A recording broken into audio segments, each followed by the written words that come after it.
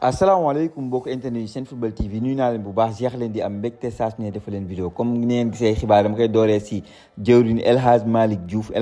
comme ni ngeen ko xamee joueur de West Ham la West Ham l'année dernière dafa wàcc en deuxième division championship deuxième division Angleterre du coup beaucoup d'équipes se sont intéressées à notre boy ba tax na waxoon nañ fi Manchester United Liverpool Chelsea mais lu ñuy gën a dem ñoo gën a gis ne équipe yu mag ñoo gën a bàyyi profil bi lii laa doon kaas avant coupe du monde ma ne leen joueurs yi nekk équipe nationale du Sénégal coupe du monde bi vitrine la am na benn joueur bu may paree wax léegi si kanam di ngeen comprendre coupe du monde boo fa defee performance fi mu la mën a yóbbu ak boo fa deful performance ni nga mën a wàccee donc loolu c'est très important El Hadj Malick Diouf ñi ko doon laaj damay gis ne de jour en jour moo ñu gën a wàccee à un moment donné c'était Aston Villa dama la lijjanti benn latéral gauche à un moment donné on nous a parlé de Liverpool entraîneur bu bees bi nee na du jënd latéral gauche finalement du côté de Manchester United peut-être foofu mën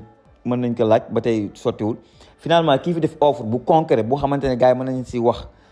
Brentford nag joxe na offre mais waa West Ham tey jii lañ ñu xamal ne waa West Ham dañoo refuser bi la offre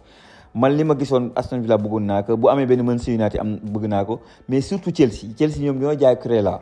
c'est pas nag Xabi Alonso est-ce que il a suivi le championnat anglais donte ancien joueur la fii football le Liverpool et tout mais daa faut savoir que c'était l'entraîneur du Real Madrid il s'est pas intéressé le Premier League bu comme mii noonu bu baax xam ko peut-être que le profil El Hadj Malick Diouf war na ko mën a jënd parce que d'après les infos yi xamante ne am na ko les dirigeants de donc Chelsea étaient intéressés carrément de El Hadj Malick Diouf mais aussi jamono bi à l'heure où l'on parle entraîneur bu ñëwee si club bu bees mënoo jël benn joueur te amoo accord loolu mënta ne donc boobu nag maa ngi koy gis moo ngi fii Sénégal moo ngi passé les fêtes xam nga donc moo ngi nekk si safaram et tout di joxe ay café yow mu nekk ku humble ku bëgg a liggéey ku entraîner mais il est encore un jeune joueur maintenant Brentford pour man ça va c'est une équipe bu baax la les dernières années de Brentford c'est mieux que West Ham c'est mieux que les Tottenham et tout dinañ déjà régler seen problème de relégation nekk si beneen level et pour man équipe bu xamante ne ça peut te faire progresser encore une fois El Hadj Malick Diouf ba tey c'est un jeune joueur bu jóge woon benn West Ham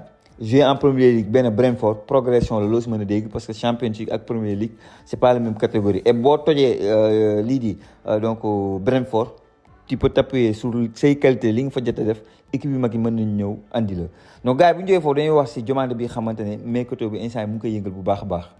Here we go donc Openda international belge nekkoon championnat France toj ko bu baax a baax après su la jógee dem du côté de Lens la nekkoon xam nga si la donné Leipzig waaye Leipzig si moment boobu ñu ko jënd 40 millions d'euros daaw waa Juventus ñëw gën a frais tegaat si xaalis bu gën a takku finalement il a pas prouvé du côté de donc foofu ca championnat Italie Serie A Italie avec la Juventus du coup waa Juventus jaay nañ ko jox nañ ko Olympique Lyonnais bi xam ne day jouer la Ligue des Champions encore une fois benn championnat la bu xamante ne Openda xam na ko maîtriser na ko fa la def ay joloore lu ñu mel moo ko yóbbu Leipzig donc mu ñëwee benn Lyon c'est juste benn affaire bu xamante ne donc bettul kenn.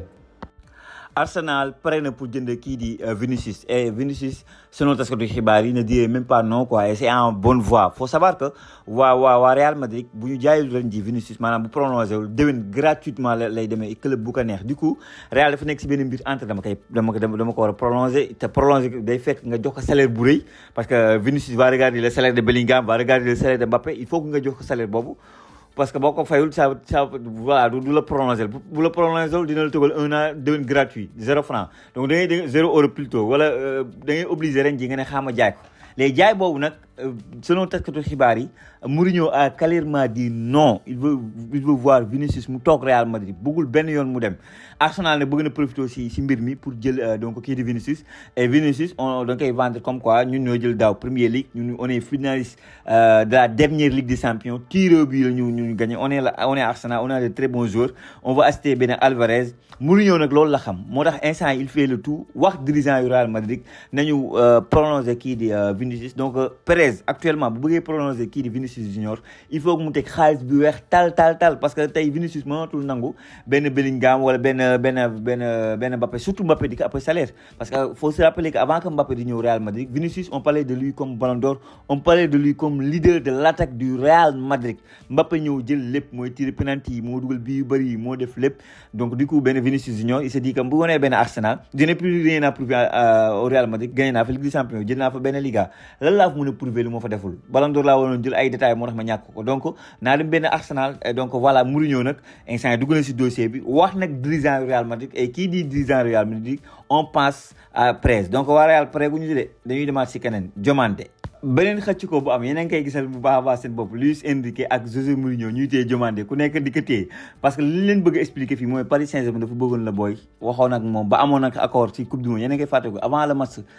Côte d'Ivoire Norvège xamoon nañ ne ñu ne Diomandé am na accord avec le PSG ba ñu ko posé question mu ne man du ma xool TikTok du ma xool yooyu yëpp xam nga man instant yi dama focus sama coupe du monde néew ma si réseaux sociaux parce que la question était le Paris Saint-Germain da nga am ak moom accord ba muy mooy loolu noonu alors que fan yii yëpp ñu xamoon ne supporter du Real Madrid ak Pérez mais kii la bëggoon Olivier gis nga yéen gis Olivier c'est 200 millions d'euros pendant que peut-être que benn Diomandé c'est 130 millions mais pour man Diomandé il est très fort c'est un jeune joueur percutant mën a dribble fantastique non rien à dire joueur de ballon dëgg-dëgg mooy Diomandé mais 130 millions yi waa Real instant yi pare nañ pour teg quand c'est clair de l'instant yi information ñëpp wax nañ ne accord am na le joueur ivoirien va signer du côté de Real Madrid xam naa ne nag tey kenn dootul dégg na ivoirien yi rek Ama Diallo rek ñu si sonal pour ñoom moo dàq football ci àddina bu ñu amee joueur bu nekk Real Madrid ay waay dinañ gën a bëri wax si réseau yi affaire bu garaaw a garaaw gars yi moo jël foofu naa wax ba tey si dossier Diomandé xoolal Diomandé li muy jël 130 millions pendant que Ben Bellingham c'est 127 millions Hazard 120 millions donc il y a kii Ball nu ñu koy sax Gareth Bale donc c'est 100 millions Cristiano Ronaldo 94 millions gis ngeen c'est les joueurs les plus chers de l'histoire du Real Madrid donc le joueur moom Diomandé va devenir le joueur le plus cher du Real Madrid non c'est extraordinaire gën a seet Bellingham Ronaldo non c'est même Zidane je me rappelle aux 115 millions c'était énormément d'argent moo tax léegi football moom voilà joueurs yi dañuy jot 100 millions mais sans problème. Barcola du côté de Bayern Munich selon taskatu xibaar yi xamante ne jot nañ ko lu si mel ni Bild moo ngi xamale ne Barcola donc waa Bayern Munich bëgg nañ ko jël donc pour renforcer le secteur offensif du coup nag Barcola gis ngeen ne il n'est plus titulaire du côté de Paris Saint-Germain parfois il est titulaire parfois du titulaire mais la plupart du temps Désiré Doué moo koy ëpp temps de jeu même en équipe de France on parle plus de Désiré Doué que lui même si après descendu na ko teg du coup le joueur veut partir selon taskatu xibaar yenn yi on parlait nag tendance bi c'était Liverpool man Liverpool laa gënoon a dégg mais Bayern Munich s'intéresse fortement au profil français bi xamante ne il est vif ak mën a accéléré beneen joueur bu nar a jógee PSG c'est Chevalier le gardien bi xamante ne mooy jóge woon Lille tax ñu jël benn Donnarumma mu dem Manchester City finalement après des performances catastrophiques sur certains matchs donc après l'international français dañ ko teg si banc bi xam donc teg beneen gardien le gardien russe là donc même en équipe de France dafa perdre place am du coup donc Juventus moo ko bëgg donc il y a des discussions yu xam am na le joueur aussi veut partir parce que xam na ne avec un nouveau coach sélectionneur de l'équipe de France surtout qui s'appelle Zinedine Zidane bu jaar Juventus boo nekkee Juventus mën na la andiwaat équipe de France ça c'est clair. gars yi va parler de Bara Sapoko Ndiaye bi xamante ne donc finalement dina mën a def le pré-saison avec le Bayern Munich pour préparer sur le côté physique dès lundi la war a commencer stage bi moom fa lay dem fekk ji leen parce que aussi jamono bi si négociation yu métti lañ nekkoon pour que mu mën a signer Bayern Munich c'est même compagnie qui a décidé que il dafa soxla Bara Sapoko Ndiaye mu tax dem bi mu leen defal vidéo boobu di leen poser question ne leen cadre Gana Gueye dem Arabie Saoudite Abdoulaye Seck Sadio Mané ñu ngi Arabie Saoudite est-ce que jotul ñu laisser la place aux jeunes je pense surtout à ay Bara Sapoko Ndiaye yi parce que ay Bara Sapoko Ndiaye tant que Idrissa Gana Gueye est là pour ñu jouer mais ce sera difficile donc bu ñu libérer place dañuy libérer place bu xamante ne pour jeunes yi la ñoom ñii ak yeneen jeunes yi war a ñëw donc booy bii nag Bara Sapoko Ndiaye du peu lii Sénégalais yi jot a gis si moom am na potentiel am na talent te compagnie góobu na di nga ko nax noonu ci football quoi mu ngi koy gis à l'œuvre tous les jours à l'entraînement gis na booy bi ay qualité yi nekk ci moom je pense que c'est pas pour rien donc mu wax ak dirigeants yi insister pour ñu boole si bile groupe donc ñaari joueurs yi moom aussi kii di Mamadou Sarr dina dem fekk ji stage bi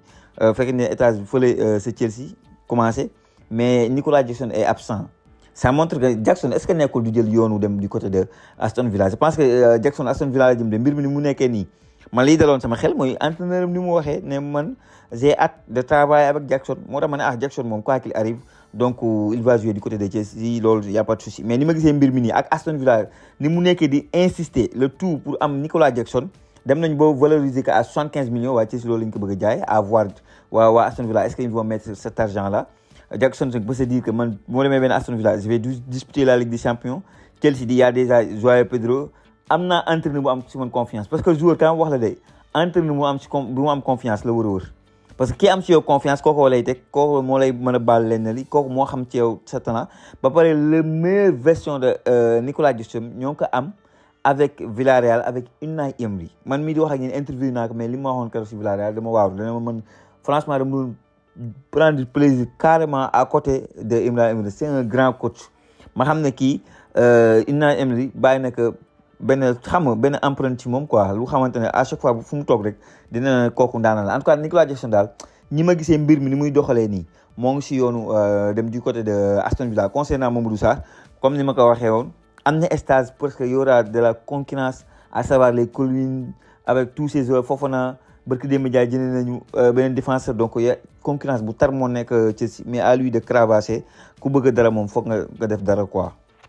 beneen information xam naa Real ak Paris Saint-Germain li ñuy xëcc ko bëri na quoi ñëpp xam nañ ne Real dañoo bëgg a jënd Rodri je pense que taskatu xibaar yi gën a mag gis ngeen ñu wax ko donc ba si Fabrizio Romano wax nag ay Marca ak keneen donc Real Madrid dañoo am tendance joueur bu nekk Ballon d'Or dañ lay faral jënd quoi xam nga donc par le passé def nañ ci Zidane Kaka Ronaldo xam nga donc dañoo bëgg genre yooyu quoi du coup dañoo bëgg a jënd Rodri maintenant c'est le PSG nag moo dugg si dossier Paris Saint-Germain moo xaw li ñu bëgg a am Vitinha ak li ñu am yëpp ci milieu terrain instant il pense à Rodri même si Rodri de préférence bi xamante ne ba tey taskatu xibaar bi mooy wax préférence am mooy dem du côté Real Madrid et c'est normal Villarreal la joué dellu dëkkam Espagne joué au Real Madrid bi xamante ne bon am na ay joueurs yu mel ni Mbappé Bellingham tu peux faire quelque chose Paris Saint-Germain aussi il y a quelque chose il a gagné les 2 dernières Ligues des Champions tegle ko donc benn belle équipe la avec un entraîneur espagnol aussi ça peut jouer donc il te parle football maintenant dina am benn duel bu métti si diggante Real Madrid ak PSG et donc Real moom ku dem ba génne benn 130 millions pour demander pour man Rodri la ak li mu wane coupe du monde bi tu peux génne war nga mën a génne xaalis. Pape Matar Sarr ba tey demul regroupement wu donc du côté de Tottenham désert bi nag génn na wax nee na wax na si nee na waxtaan nag moom depuis après coupe du monde bi mu ne li mu wax c'est clair. mu ne bon Pape Matar Sarr a un problème personnel pour lequel il a également sollicité une semaine de plus mais voilà il y a aucun problème donc nee na amul problème mais Pape Matar Sarr moo doon régler quelques soucis personnels du coup loolu moo tax ba tey gisooguñu Pape Matar mais suñu jour bi mooy loolu donc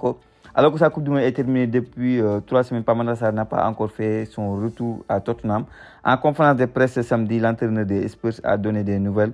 du milieu sénégalais donc loolu c'est clair donc article bi loolu wax donc pour le joueur nag bon moom moo demandé ñu may ko beneen temps il y a des équipes qui sont intéressées comme Fenerbahçe ñoom ñoo fi manifester à un mois donné c'était Galatasaray Brentford bi aussi tamit dégg nañ ko on verra de toute façon lu si mën a am na discuter waat ak désert bi s'il fait partie des plans de désert bi na ñëw xeex place am Tottenham si ce n'est pas le cas nag faut tourner la place xooli leneen concernant Pape Matar Sarr. keneen ko xam ne nga am dama siy wax c'est Lamine Camara parce que ñu bëri ñu naan mais Lamine Camara la moo tax dégguñu ko si mercato bi gars yi waa Newcastle am na benn joueur bu ñu jënd noonu Bamba boobu mu jënd avant ñu koy jënd ki ñu sondé woon pour jënd ko c'est Lamine Camara dégg naa nag performance ñu gis si coupe du monde moo leen satisfaire moo tax ñu mujjee obligé bàyyi ko dem jëndi kële donc performance c'est très important Lamine Camara a une énorme potentiel moom moo war a xam li mu yor li mu mën et ñëw équipe nationale du Sénégal xam nga di reyante di muyee le maillot mel ni un Gana Gueye mel ni match bi ñu lay tegal c'est ton premier match bañ a ñor di dara bañ a jàpp ne yegg nga te yeggoo quoi parce que t'as des qualités énormes et loolu warul naxasaay donc continuer à travailler normalement beneen Newcastle pare na parce que ngan di somme yooyu mais loolu la ñu wax en espérant que donc agent am travaille bien et que dina nga sorti un porte de sortie jóge Monaco dem jéem a dugg dem xool yi leneen parce que niveau bi war na gën a yéeg parce que il a du potentiel et potentiel nag lu ñuy travailler la. gars yi maa ngi rafetlu bu baax a baax kàddu yu Iliman Ndiaye yi xamante ne boobu xam nga remercier na Idrissa Gana Gueye pour li mu ko defal yëpp xam nga jàppale bi taxawaay bi du côté de Everton di ko souhaiter bonne chance du côté de Arabie Saoudite donc ñun aussi étant des Sénégalais ak Gana Gueye li mu defal équipe nationale du Sénégal yëpp man aussi maa ngi koy souhaiter bonne chance franchement il le mérite c'est un joueur fantastique il a toujours mouillé le maillot donc mbokk yi li mu nekkoon xibaar yi mu bëggoon partager ak yéen bàyyi leen ci commentaire ngeen wax ma seen xaar ak seen gis-gis dem suñu yeneen plateforme yi dooleel ñu bu baax a baax sant naa leen gërëm naa leen wax leen ba beneen sur Senfootball TV